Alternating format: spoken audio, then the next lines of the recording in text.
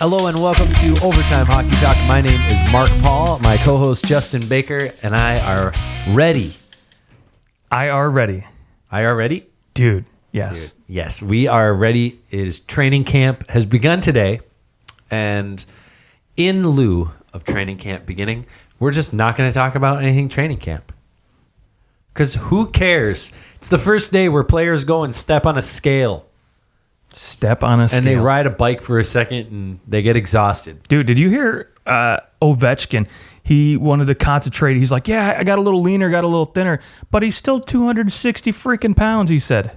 260? 260. Dang. I can't even, like, how can he get any quicker? He's a monster. Yeah. Yeah, so training camp's happening. Beginning of training camp. Yes, a couple guys signed. Of course, Josh Morrissey signs with the Winnipeg Jets for 8 years, $50 million. So good on him. He gets his $6.25 million every year for the next decade. And, you know, there's some other signings. Mitch Marner hasn't signed yet. Therefore, Mikko Rantanen hasn't signed yet. Therefore, Brock Besser hasn't signed. Or Matthew Tkachuk. And the list goes on and on.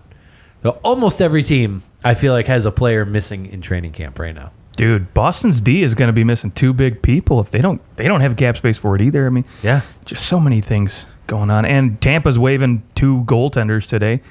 They're Louis Domingue and Condon. They're waiving those guys so they can save $1 million to try to get Point signed. And I mean, it's crazy. Yeah, Braden Point. I don't know how much money he wants, but I have to think. Okay, after today, it comes out. Or I guess this was a day or two ago. It comes out. Mitch Marner turned down like $11 million a year for 7 or 8 years, depending on what he wanted. So he turns down that. So Braden Point, who, in my opinion, is more valuable than Mitch Marner. He's a center. He also might be better than Marner. And the only factor is that he is a little older than Marner. But then shouldn't he be? He should be trying to get paid more now, right? He should, yeah. I mean, how is this guy not going? Well, he gets 11. Oh, I want 12. I will say though, Florida at least has the whole no state tax thing, so you can get him at probably 8 or 9 million. 8 or 9 million is not the equivalent of getting into 12. Even if at 8 million. But what he's bringing home, Toronto's taxes they're crazy. It's not. Yeah, but in Toronto, think about 11 million a year over 8 years. That's actually right now. That's $116 million is what he actually takes home.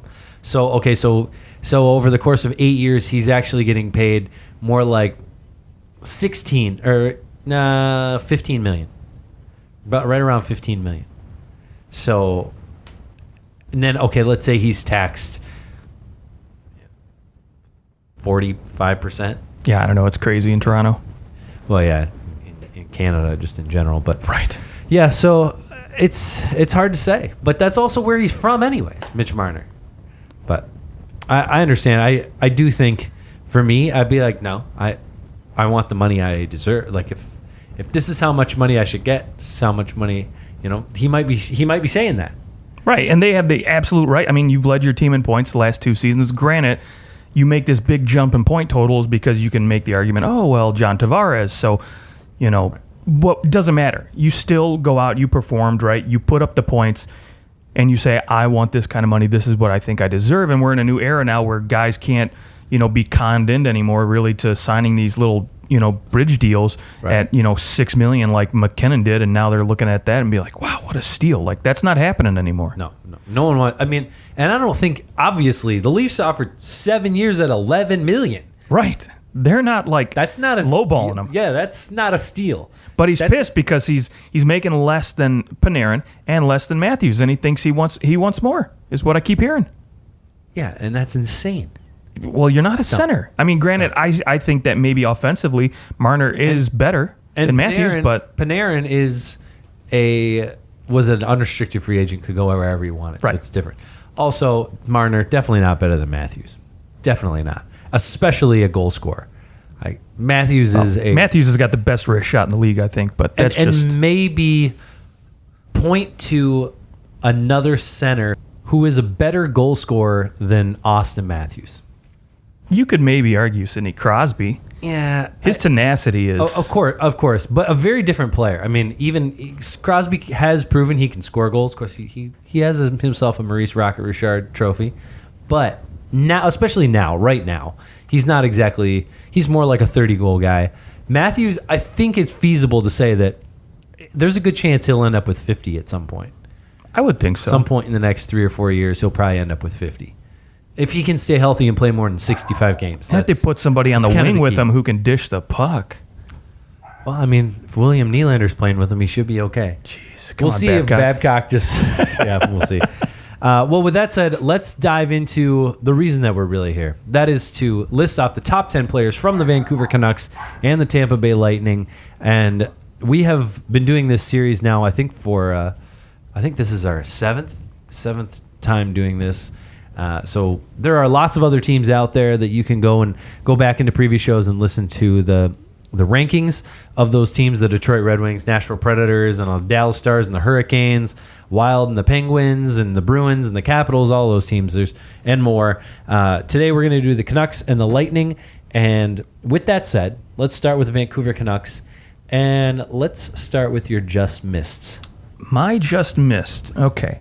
A couple guys currently on the franchise right now who I think 2 or 3 years will probably have them easily on this list. Okay. Elias Pettersson, Brock Besser, and then somebody a little older, Matthias Olin, made my just missed. My just missed defenseman. I did not have a single defenseman in my top 10. I do have one. I thought about Ed Jovanovski. I thought about Matthias Olin. Sammy Salo passed my mind by for a hot second. I forgot about him. And Brock Besser, he didn't make my list either. I also thought about Gino Ojic, just because he's kind of like this classic Canucks player, and he has the most penalty minutes all time. He has like over 2,100 penalty minutes in very few amount of games. If I click on this, he has 2,127 penalty minutes in 444 games. Like, wow, the guy literally had to fight every single game, at least. Because if he had to fight every single game, yeah, that's basically a fight every single game. Is what he had. At least a fight every game. That's nuts. Granted, he didn't score he scored 46 goals in those 444 games. So. He only made my just miss as like you were a true Canuck. And I think that most Canucks fans look back at him and probably have some of their best fight moments. But alas, not the list for Gino Ojic, who I think he passed away. I don't know. Right? I think he did. But anyways. Okay, so you're number 10. Number 10, for me, Alexander Mogilny. Probably a guy who's maybe, fans had hoped had stuck around a little bit longer, maybe had a little bit better production, but 107-point season, though, is nothing to bark your head at. I will say there's not too many Vancouver Canucks in the history of this franchise who can say they've actually done that. So, yeah, for me, number 10, Alexander Mogilny. Okay. Yeah, Alexander Mogilny actually missed my list. Okay. Too. Yeah, 312 games, 308 points. Yes, so he was fantastic for them, of course. Yes. Also, just so that we don't start some rumor about somebody being dead, Gino Ojic is not dead. But the reason why I thought, because I remember he was at somebody's, maybe it was the Sedins, or I don't know, it wasn't the Sedins. It was somebody's like retirement something or other, and he spoke, and he said, like it says here in Wikipedia, that he was diagnosed with a rare terminal disease where his heart was slowly hardening, and then he had a heart attack. He was given months to live, and then he found some experimental treatment, and now he's good. And now he's good. He is no longer considered terminal. So that's nice. That's good for him. So he didn't die. All right. Okay. Congrats. Anyways, my number 10 is Stan Smile. Okay. Fifth all-time leading scorer, 673 points in 896 games. Also put up a fat 1,556 penalty minutes. That's fat. That's a lot. got to remember he played in like the 70s and 80s, but he was kind of there for around the beginning of the Canucks time, and he was a part of the team when they went to the Stanley Cup final in 1982. Was it? Did they go to the final, or maybe they I don't think went they to the ever conference finals? Yeah. Went to the conference finals, and he had 17 or 18 points in 17 games. Had a nice little playoff. He actually he had 62 points in 55 playoff games for the Canucks. So he did play well in the playoffs, but yeah. So okay, he's my number 10. You're number 9. I respect it. Number 9 for me, early 2000 winger who played on the famed Naslin Bertuzzi line. Morrison, you know him. Todd Bertuzzi. Yes. Brendan Morrison, Marcus Naslin, Todd Bertuzzi. That line. Yeah, they were putting up some points, one of the more lethal lines in the league. And it's funny because you had 2 40-goal scorers on that line, which is pretty dang impressive. And Bertuzzi and Naslin were, one season a couple goals away from both getting 50, which is freaking ridiculous anyways. But so, yeah, the pre-Sedin era, these were the guys for the Vancouver Canucks. And, of course, Todd Bertuzzi had his little run-in with Colorado and sort of ended his stint there, unfortunately, on bad terms. Yeah, was suspended for a whole year. Right. Yeah, and then made his way elsewhere. But for me, this is a guy who, sitting in their top 10. He's, I think, at number 9 all-time scorer for this franchise. So for me, number 9. You made me doubt myself. The Vancouver Canucks were in the Stanley Cup final in 1982. They got swept by the New York Islanders after beating the Calgary Flames in 3, back when they used to only play a best of 5 in the first round. Then they beat the LA Kings, and they beat the Chicago Blackhawks in the conference finals, and they got destroyed by nobody the Islanders. beat the Islanders back then, but till Edmonton came along. But I don't know why. I thought they only went to the... Oh, well. That's a good little tidbit. Okay. I shouldn't have let you convince me that I was wrong. Damn it. Okay, my number 8... No, my number 9 is the second all-time leader in wins for this franchise. Also took them to the Stanley Cup final in 1994 against the New York Rangers, where apparently they have really bad luck against East Coast teams in the finals. Yeah, stay away. Rangers, Islanders, Bruins. Stay out of that metro area. Can't beat them. And they've lost Game 7 the last 2 times. Good point. So, Kirk McLean, he actually has lost more games than he won. He was on some rough Canucks teams. His stats aside, Kirk McLean's run in 1994 was legendary, and he had some really nice seasons for the Canucks. Despite, when we look at the number, we look at .328 goals against and an .887 save percentage. The game was a little different in the late 80s when he stormed in, and his rookie season. Just to give you an idea how bad the Canucks were, he went 11-27. Ouch! That's rough. And then he had a season 21-30 in 90-91, 10-22, and then in 91-92 he turns a corner and has 38 win season. So, and the Canucks were pretty good for the next few years. So. Yeah, didn't make my list, unfortunately. Just too many bad statistics behind it. Listen to the playoff that he had, though, in 93-94, 24 games, a .229 goals against average, which is fantastic for this time. Even this era. Yeah. And a .928 save percentage. He was 15-9 and had 4 shutouts. Yeah, that's pretty good. That's for one run there. Especially since his regular season, he actually was 23-26. Yeah, he was under 500 in the regular season and came in and went all the way. And that shows. We've seen it in recent memory with guys like Guy Hebert, or J.S. Shiger. These goaltenders that can just get hot, man, and they can take a team just deep. Yep. So, all right. So you're number 8. Stan Smile. Okay. Yeah, a little lower on your list, but yeah. Yep. Fair enough. That is fair. Won't waste your time with boring numbers. We talked. Yeah. Also Stan Smile. He was a pretty crucial part of that team when they were winning in the 80s. My number 8 is a guy that's currently on the team. Recently won a Calder Trophy, And I am preemptively putting him in this list at number 8 because That's ballsy. I think that within the next 3 years, I think that he will likely climb at least one more spot. The guys ahead of him are all deserving to be on this list, but I could put him top 5, top 6 in a few years, maybe. Yeah, there's definitely a possibility. So, but yeah, Elias Peterson is my 8. I think he had the best rookie season of any Canuck ever, and that's all I need. That's fair, though. That's all I need. There was the guys ahead of him on this list. The top 7 were all guys that I said they're all on this list. Don't care. They're all making this list.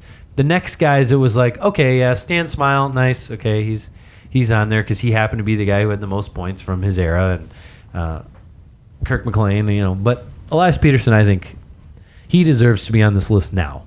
Brock Besser, I agree. Leaving him off is right now he hasn't shown exactly what he's going to be over. Got to stay healthy first, but yeah, exactly. Okay, so you're number 7. Oh, also Elias Pettersson, his points per game currently ranks 4th all time, only behind a guy who is hopefully higher on your list, Pavel Bure, Alexander McGillney, and then Mike Walton, who I don't know when he played, but did not play when it was super hard to score goals.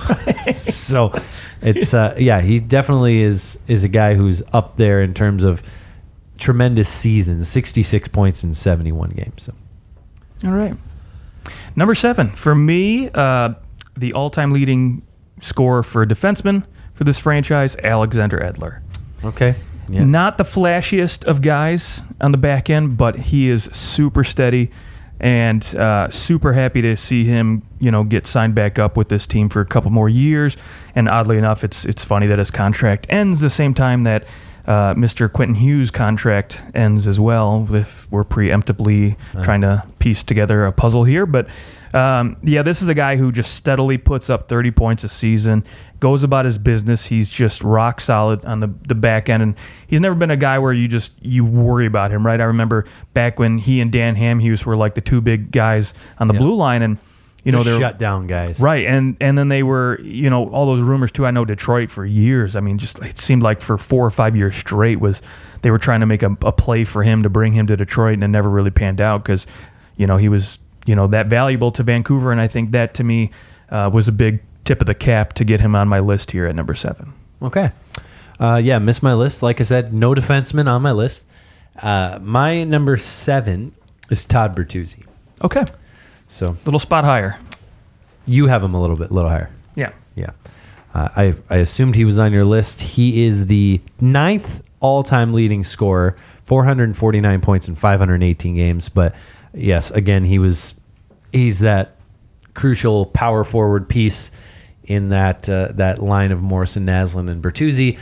He also at one point was the best power forward in the game.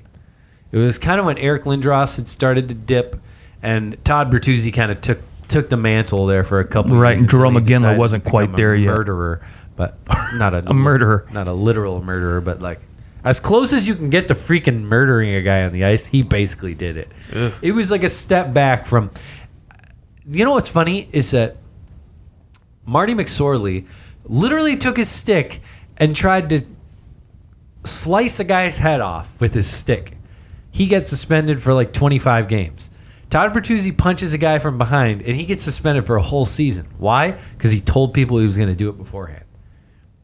Yeah. It's like first-degree murder. Right. Preemptively thought. And he ended his career. Steve Moore? Was that his name? The guy that he did it to? No. I don't remember, to be quite honest. Moore did play on the Avalanche, but I can't remember the name of the guy. Dang it.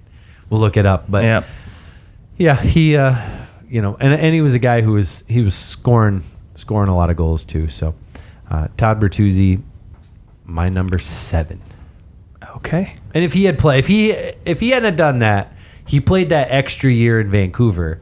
Well, then the years that he was having, he was scoring 70 points when he was rolling there, when he's wasn't trying to kill people. He had what do you have? 71, 60, 97, 85. So let's go on the 60-point season. He only played 69 games. So let's assume he probably ends up with another 70 points. Suddenly, if he has that season, he's 7th all-time in scoring. So one more season would have put him over the top. So, yeah, he's my 7th. All right. So number 6 then, shall we? My number 6 is Marcus Naslund. All right. Not my number 6, but... Who's your number 6? I didn't say yet. Oh. Who's your number 7? My number 7? Oh, it was Edler. Yeah, it was Edler. Yeah. So who's your number 6? Well, because Marcus Naslund is the 3rd all-time scorer for the Canucks. He is. Yeah, but not my number 6. My number 6 is Trevor Linden. Okay. Yeah. A little further down, not number 3 all-time in scoring, maybe number 4 all-time in scoring for this franchise. Played a few more games than Marcus Naslund to get there, but yeah, what can you say about a guy named Trevor Linden, except that it's Trevor Linden at number 6. I mean, he was the captain forever. He was, yeah. I'll say out of any player on this list, he probably embodies like the Canucks.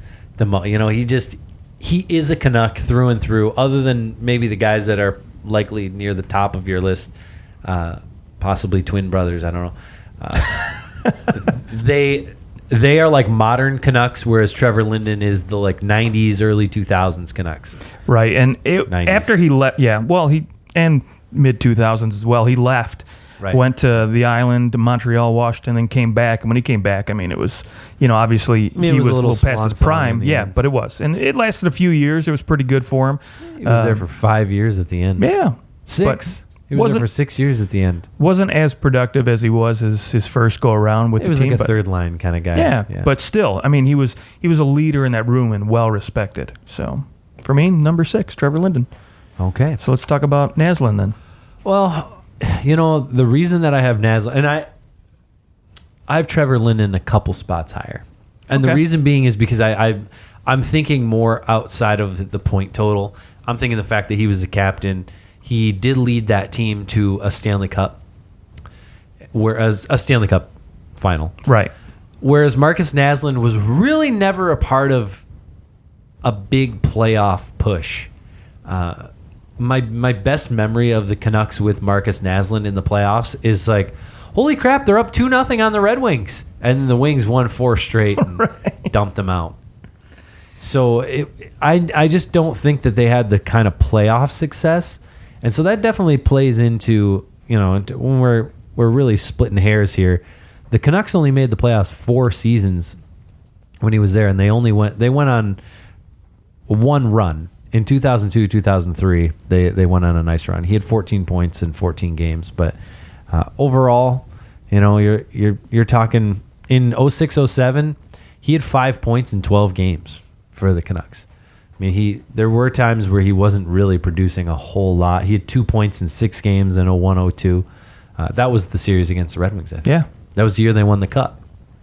It was. Yeah. They lost their first 2 games, and they basically went and they won. Lost them at home, too, nonetheless. Yes. So everybody put a fork in them at that point. But I remember just Detroit, though, between Lindstrom and that D-core back there, they just shut down Vancouver. So, regardless of the point totals, I mean, nobody was doing anything on that team anyways. That's true. So I have Naslund at 6, and my number 5 is the other goaltender that I have on my list. Okay. That is Roberto Luongo. Ooh, Bobby Lou.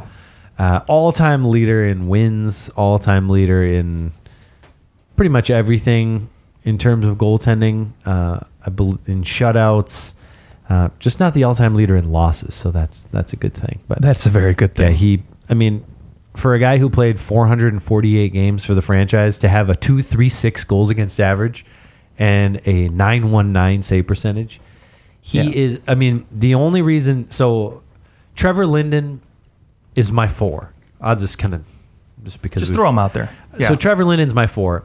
Again, I have him higher because I just think that Trevor Linden kind of embodies the Canucks. Luongo, I think there was always something left to be desired with him in Vancouver. Even though he had unbelievable seasons, he was fine in the playoffs. He just had some weird ass games in the playoffs where like the Chicago Blackhawks would just tear him up. You know, and then they brought in. There was the whole they bring in Corey Schneider, and they did a song and dance. And so I understand some Canucks fans. I mean, you can't deny that this guy deserves to be in the top 5. No, not at all. At least in the freaking top 10. So, I think that he can't be higher than Trevor Linden, though, because Trevor Linden, even though of course, he got to the point where he wasn't as good as he once was. That's fine. That's acceptable. He was playing into his 30s there. Whereas I think that people expected that. And he was never yes, he had an 80-point season. He had an 80-point season when everyone was having an 80-point season. But he was always no matter what role he was in, he was willing to take that role. He goes down into this third line role. He goes into a fourth line. Team player. He's just there. Yeah. And so I think he's somebody that Canucks fans, I mean, he's just he's your hockey guy. He's a guy that you want playing on your franchise for as long as possible. Roberto Luongo, I think there was a time where he was a little bit in his head. Canucks were all over the place when he was a goaltender, but there's no denying how great he was. I mean, he's a Hall of Famer. No, absolutely. Yeah. He's 100%. He's a Hall of Famer. He should be, in my opinion, he should be a first ballot Hall of Famer. I would absolutely agree with you. Because the only other goalies that all right, Brodeur, Waugh, Belfort, those guys are all in and gone. It's Luongo. There's nobody close to him in terms of active guys who should be in the Hall. Well, maybe Henrik Lundqvist. Maybe Lundqvist, yes. But Lundqvist is now, Lundqvist is still playing. So sure. And yes, as soon as Lundqvist retires, same thing. First ballot Hall of Famer, 100%. Yeah, I would agree too. And so, okay, for me, number 5, I got Naslund, but number 4, I have Roberto Luongo. And I think too, maybe it's a little bit more of a personal nod because me being the goaltender, I just have a thing for goaltenders. Yeah. It's nice to see a goalie this high. It really is. It absolutely is. But for me, I tried to think about it. I had a lot of shuffling with Linden, Naslund, and Luongo with those 3 guys going from 6 to 4. And I think what really pushed Luongo above everybody else, yes, Trevor Linden was a captain. He was, a leader on that team, and he was a role player. He was, willing to go anywhere. But for Luongo, right, he drove that team. He was that team. And he for was a the goaltender, captain too. Yeah, he was. Yeah, he's absolutely. the only goalie to ever be a captain. Right. He had a C on his freaking goalie mask, which not a lot of people know. Yeah, and then, coincidentally enough, they outlawed goalies being captains, which is stupid because, right now, Carey Price would be captain of the Canadiens, so on and so forth. But for being a captain and being such a, he was a guy who drove success for that team when typically you see a lot of teams driven to success by forwards and stuff. And so, until the Sedins came over and just really took over that team when, it was him and Schneider battling it out. He was the Canucks for me. All right. So, I love it. Yeah. That's great. Okay. Number 1, 2, 3. There's only 3 guys left. There's only 3 guys. I mean, we're talking the Sedin twins and Pavel Bure. Of course. There's your 3. So my question is, who do you have at number 2? I actually tied for number 1. No, I couldn't. No, bullshit. You can't do that. You can't. Are you going to make me choose right now? You can't put the Sedins together. All right, screw it. I'll pick a number 1. And number 2 for me. You're number 2. Daniel. Number 2 is Daniel. Okay. Number 2 is Daniel. Okay. Yeah, I put both Sedins. Why do you put Daniel below Henrik? Why? Okay, so Henrik was the captain. But Daniel scored the goals. Daniel scored the goals, but Henrik got the Hart Trophy that Daniel doesn't have. That's true. They both got some Art Ross trophies. Yep. Back-to-back years. Yes, they did, which were fantastic years. But bringing home the Hart, being the captain, I think to me that kind of solidified. Even though he got drafted after Daniel, number 3 overall versus number 2. But did they just do that because it was alphabetical order? Maybe. Yeah, that is kind of funny. Did Daniel come first or did Henrik come first? When they were born? Yeah. I don't know. We should ask his mom. We should. Their mom. Call her up. Yeah, so for me, the Hart Trophy and the captaincy just put him that notch over Daniel to me. I like it. Now, my number 2 is Pavel Bure. Really? So who's the number 3? Pavel Bure is because here's why. Henrik Sedin was the best player on that team. Yes. I agree. He's number one. He won the Hart Trophy. Okay, but I'm interested in the argument why Bure over Daniel. Unbelievable. Here is why. I'll tell you exactly why. Pavel Bure is the only player in this organization to be above a point per game. Not only is he above a point per game, I mean, this is over 428 games. He is 1.17 points per game. I mean, he was unbelievable. And in terms of goals per game, no one even really comes close. 5.93 goals per game. I'll give you that. He had back-to-back, his second and third seasons, 60 goals both seasons. Ridiculous. Yeah, now Daniel does have the most goals, but he played almost 3 times more games than Bure, and Bure only has 140 less goals, and he played 900 more games, and he only has 100. So I mean, yes, he scored a bunch of goals, and I know it's different. It was a different era. I mean, Bure guys are scoring 60. It was probably more like 50 something now in an equivalent. But still, late 2000s or early 2000s, late 90s, he still put up 58, 59. So yeah, unbelievable. Yeah. Pavel Bure was a better player than Daniel Sedin, and he's got a hot wife. That's true. His brother is married to Candace Cameron from Full House. Right. DJ. Yeah. That's Valerie Bure. Yeah, that's right. Yeah. If you want to go back and watch the best All-Star game ever, I think it's 1999 or 2000. It's one of those like late 90s. Pavel Bure and Valerie Bure play on a line together, and I think Valerie Bure gets the MVP and like gets a car, and their goal together was to get him the car. That's great. That's great. That's almost John Scott-esque. Because he was the winger and Valerie Bure was the center. Right. Yeah. So, yeah, almost John Scott-esque, except Valerie Bure was actually a pretty decent player, yeah. But, yeah, to me, Pavel Bure was because he was the best player on his team at the time. Whereas, like, I mean, granted, he did play with McGillney. He got to play with Messier a little bit, but that didn't work out so well. But I think Henrik Sedin was the best player on his team at the time. Daniel Sedin was the second best. Bure, best player on his team. And so, to me, you got to be the best player on your team. Like, that's going to be my first consideration. So that's why I have Bure at 2, Henrik at 1, and Daniel at 3. Okay. There's no denying the point totals. And just still not a bad place to be. No, absolutely Third not. But for me, player. the longevity with the Twins, I think you just, when you think of Vancouver. Games plus. I mean, it is. These two guys impressive. embody Vancouver. They are like the all-time franchise guys. You know, much like Gordie Howe and Steve Yzerman are for the Wings. These guys much are like for Trevor Vancouver. Linden is for these guys. Right. Yeah, you could throw him in like Alex DeVecchio. I mean, there you go. Hey. So. All right. Well, that is our Vancouver Canucks top 10.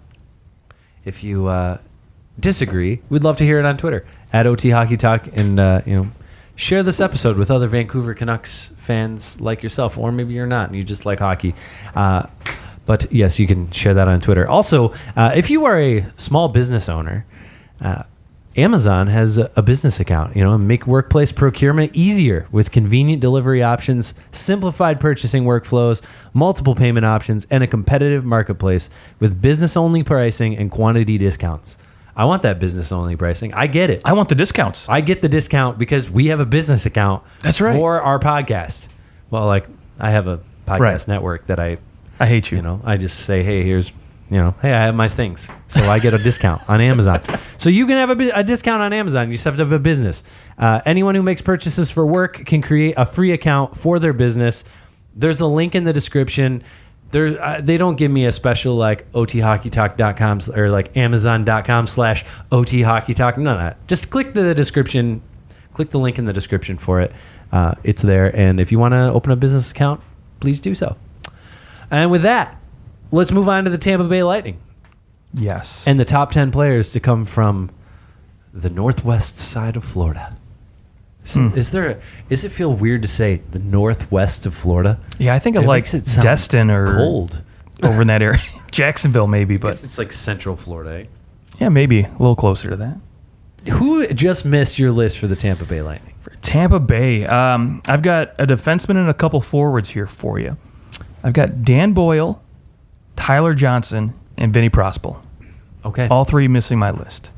There were guys on here on my list, and I'll be the first to admit, I've got a ton of goalies on this list. For a franchise that hasn't been around for a while, I was actually impressed for how many goalies I was able to put on this list. I just honestly just couldn't justify looking at the talent in front of them and being like, okay, well, frick, they're a better player. No, they're not. So I had to leave them off the list, even though guys like Dan Boyle were instrumental in that Stanley Cup championship. But unfortunately, just the talent level, what I had in front of him, he wasn't better. Sorry. Yeah. Vaclav Prospal 7th all time in scoring for this team, and Tyler Johnson 8th. So I agree. I have both of those guys not making my list, mostly because Tyler Johnson is like, now when I'm looking at him, I'm going, okay, you're a third line center on a team that couldn't get out of the fucking first round. That was hard to swallow. So yeah. I mean, yeah, they've had other success. They have been to a Stanley Cup final with him as their second center, but Tyler Johnson just misses my list. So who's your number 10? Number 10 for me, a goaltender, actually. Ben Bishop. Okay. Yeah. Right. Didn't Ben play Bishop that long. Did miss my list. He did miss your list. He did miss my list. Okay, yeah. He hasn't been or wasn't with the franchise for too long, but he is their all-time wins leader. And he's also the all-time save percentage leader and goals against leader for this team, although I do suspect that the wins total is going to disappear this year because Vasilevsky is 7 wins behind him, and he will easily catch that within the first month, I believe so. So, yeah. Ben Bishop's record is phenomenal. I mean, he's 131-64. Yeah. A 2-to-1 ratio is fantastic for a goaltender. That's phenomenal. Yeah, and honestly, he's a guy who I think over his counterpart Vasilevsky, who took over for him, who was his backup for a couple seasons. I think Bishop should have been the Vezina winner, in my opinion, but that's another discussion we can have. Both these guys were on the same team together. They were, and it was. I don't know if maybe it was the injury. I would probably lean towards maybe a little bit of the injury and the age, but you look at the job Steve Yzerman had to do when you have 2 superstar goaltenders like this, and you're like, frick, we only got to keep one. It's like the Canadians when they had Halak and Price, and you're trying to decide which one to keep. You got to make the right. And luckily, I think they both made the right decision going with the young goalie. I think so. But still, Ben Bishop was phenomenal goaltender still. So who's your number 10? My number 10 is a guy that just missed your list, and that is Dan Boyle. Okay. He's the second all-time leading point getter for this team in defense. 253 points in 394 games is excellent for a defenseman. And Dan Boyle was just, in his prime, he was just a guy who could quarterback the power play, but he could also play a more shutdown guy. He could really do it all, and from what I've heard about him is that he was just a guy who was willing to take other guys under his wing and help make them better. And I think he made other defensemen better around him. On top of that, he is, in terms of guys who have played more than 100 games, he is the franchise defensive leader in points per game, doing slightly better than Victor Hedman. So, wow. I did not know that. Yeah. So he's my number 10. All right. Well, number 9 for me, another goaltender who had a flippin' incredible statistical run to the Stanley Cup. The Bulin Wall for me. Hobby. Coming in at number 9. Yeah, he was only there for really 3 full seasons. Khabibulin. Yeah, only 3 full seasons with this team, really. But during the Stanley Cup run, listen to these numbers, 5 shutouts, 1.71 goals against, and a .933 save percentage. Yeah, just crazy. .933. Just shut the door, and it's no wonder they, obviously they had to go the distance against Calgary, but he was not the reason they couldn't get over the hump quicker. He was keeping that team in every freaking game because, honestly, I think Calgary was probably the favorite, with Iginla, the way they were putting up points. And Mika Kiprasov was unreal that year, too. He was, yeah, absolutely. He was only slightly worse with a .185 goals against and a .928 save percentage. Right. Both had 5 shutouts, but yeah, that's that year. I feel like if it's now, I mean, Brad Richards had 26 points in those 23 games. Brad Richards basically goes on the greatest tear of his career, and it happens to be in the playoffs. And what's funny too? Regular season, I think, and there's some weird statistic, but in the playoffs, every game that he scored a goal, they won. Tampa Bay won. Crazy. And I think the regular season, there was only like 5 games that he scored a goal where they didn't win. It was just ridiculous. Well, in the regular season, yeah, I mean, in the regular season, he had a nice year too, 79 points. So, yeah, that was it was a great year, and I think almost any other year, Hobby Bullen probably wins the Conn Smythe. Yeah, but I think it's because literally, I mean, granted, Brad Richards didn't have ridiculous point totals, but the fact that they won every game he scored a goal. Yeah, that you had to give it to him at that point. Yep. Okay, my number 9 is Braden Point. Ooh, okay. Yes. So Braden Point sneaking in there. I know that he's my number 8, by the way. Okay, all right, he's your number 8. So he's pretty close to the top. He is 19th all time in scoring, but in 198 points in 229 games. So Braden Point 7th all time in points per game, doing just fine for himself. And that's only going to get better. Exactly, and that's going up. And I suppose I'll say this: if let's say he doesn't sign this contract and he ends up getting dealt, I would actually take him off this list. My list is assuming that he's going to be there for longer. So I'm kind of preemptively putting him in here because I think that he's proven that he's, in terms of talent, he's definitely in their top 10. It's just that if he doesn't play for them any longer, it might cause me to go, well, I mean, he only played 200 and something games. Like, there might be other people more deserving now. No, and that's fair. I mean, he might slip, a spot or two, maybe hit number 10 then at that point for me. But yeah, he's number 8 for me, and I think it's a little bit alluding to what you said, just because of what I think this guy's going to be for this franchise long term, because he's phenomenal talent, and he's only getting better, I think. And when you get to play alongside guys like Stamkos and Kucherov, it's freaking lights out. And my number 8 is Hobby Bullen. So okay, we'll just I like it. Easy little flip arounds there. So who's your number 7? Number 7, another goaltender. Me too. Andre Vasilevskiy. It is, yes, sir. Right. Yeah, and I'm sure much for the same reasons. I think, again, this guy, by the time his career is all said and done, he'll be the franchise leader in every statistical category. It certainly is looking that way. Yeah. And he won the Vezina? He did. Yeah. Yeah, he won it last year. So over Ben Bishop, who I think is the only Tampa Bay Lightning to ever win the Vezina. He is. And that's why I gave him the slight nod. Put him a little bit higher because he does have the trophy to go with it. Although Bullen does have the Stanley Cup, that Vasi doesn't. But I do think that might change here in the next couple of years, assuming that they Let's get hope not, Braden because Point. that means that the Leafs didn't win the Cup. I knew you were going to say that. All right, cool. Well, let's just move on. Yeah, you're number 6. Brad Richards. Me too. Wow. This is shaping out pretty well. Copying off of me.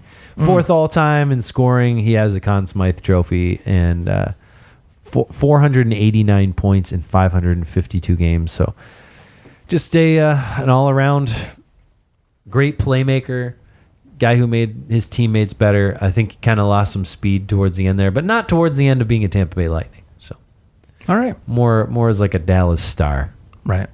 So Dallas Star. He did go to the Dallas Stars. He did. Yeah, came to Detroit too, but Brad Richards played in Detroit. No, I'm kidding. He didn't. I wanted him to come to Detroit for a hot minute, but when he was setting up shop, I don't remember that. No, he did play for Detroit. Yeah, he did. Yeah, that's right. Yeah. Yeah, he couldn't do anything. No, he got hurt too, didn't he? A lot of guys came to Detroit at the end of their careers. That's true. Madonna, Alferson. It's like a lot of the guys that are going to be on our lists for different teams. Right. Madonna was like top for the Stars. He's there. You got Brad Richards, number 6. Alfredson probably will be number 1 for the Sens when we do that list. So yeah, no, I'm putting Thomas Chabot there right now. That's I mean Erik Karlsson. Okay. Yeah. So our number 6 is Brad Richards. Into the top 5 we go. Drum roll. I think we might have a different top 5 here. So, it's possible. Who is your number 5? Well, let's go 5-4. Who's your number 5-4? My number 5? Your number 5.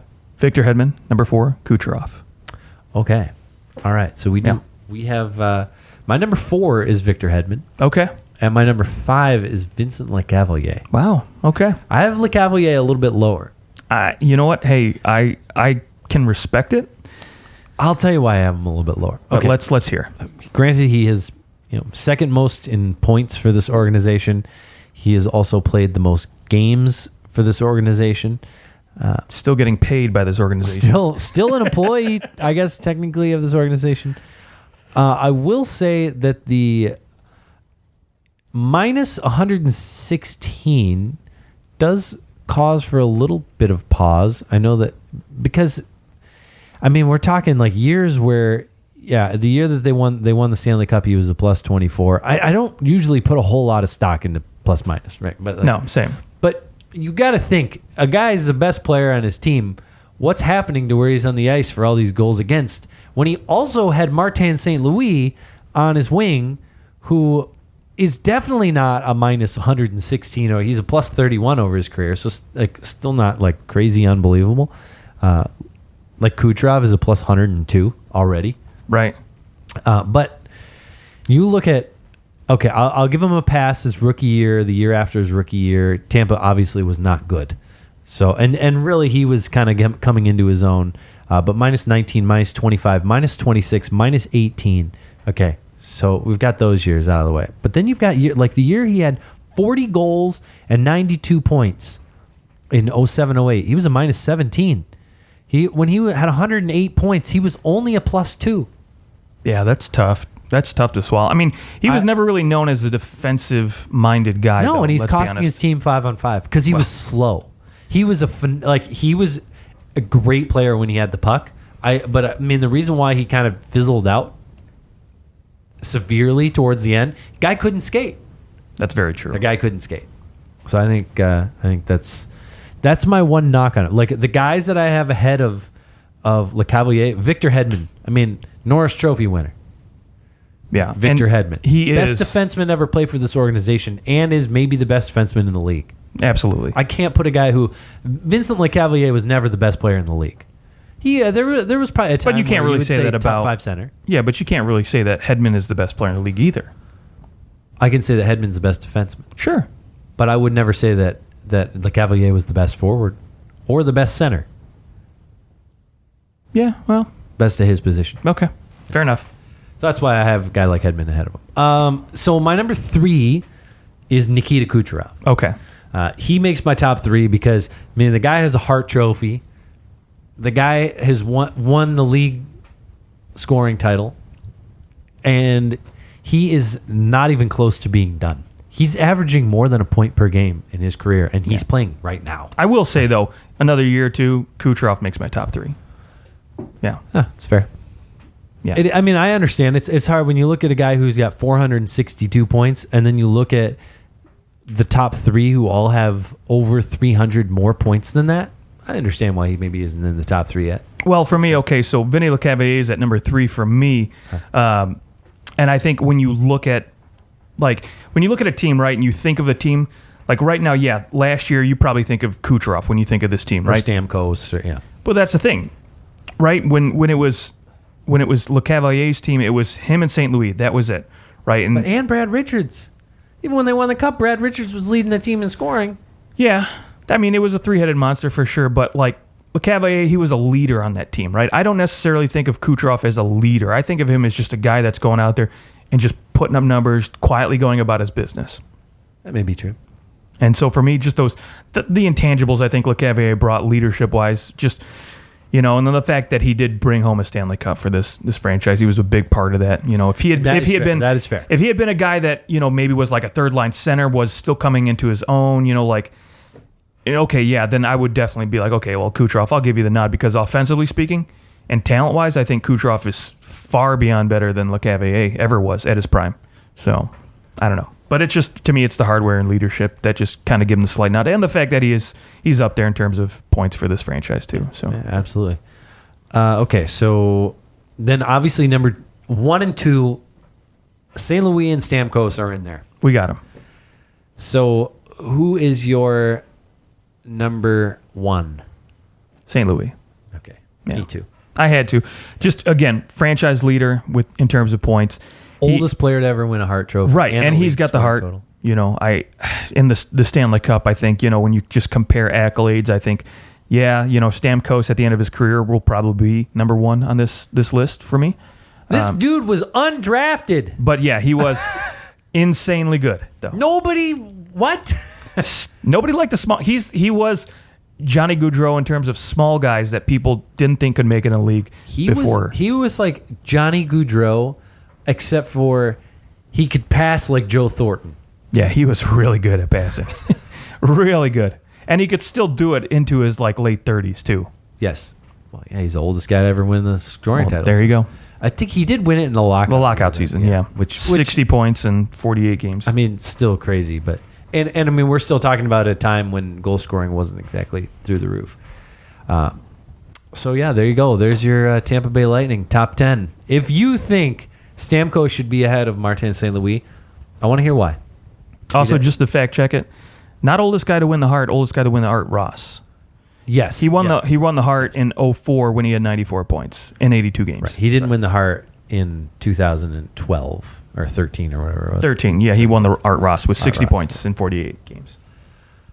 All right. Well, there's our list. You can find us on Twitter. You can also find us on Instagram. We've started posting things on there. I have. You have. I don't know about you. Yeah, I've been just lazy piece of shit. glued on the Twitter.